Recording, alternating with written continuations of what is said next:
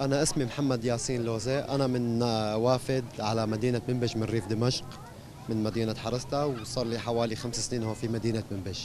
أنا أول شيء نزلنا على الشوارع، تمام، لحتى إنه بالإدارة يعني خبروا العالم كله والحارات إنه يعني تم يعني إنشاء خيم يعني، ولا مشان استقبال الاهالي، يعني مشان هالموضوع موضوع الكوارث، يعني عم يدعمونا والهلال الاحمر الكردي، وبنشكر يعني الاخوه كلهم بالاداره والاخوه بالدفاع الذاتي والرفاق كلهم نشكرهم. المجلس العسكري بمدينه منبج كلهم قائمين، يعني ما قصروا بشيء من ناحيه الاكل او الشرب، وحتى الشاي يعني والمي وحتى الدفء، يعني مثل ما كنتم شايفين، والاهالي يعني الحمد لله كل اموره بخير. اوضاع كارثيه جدا ماساويه، بنطالب كل المنظمات كل المجتمعات الدوليه تتجه على مناطقنا وهذيك المناطق، يعني الموضوع إنساني، مو إنه والله مثلا موضوع مشاكل ولا مشاكل محلية، يعني اتجهوا ويضغطوا على الاحتلال التركي يفتح بس المعابر المحلية ويفتح المناطق الحدودية تفوت الناس تفوت المعدات.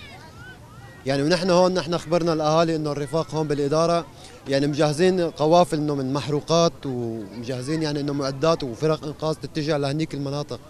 يعني بس المشكلة إنه بالاحتلال التركي هو اللي معرقل الموضوع.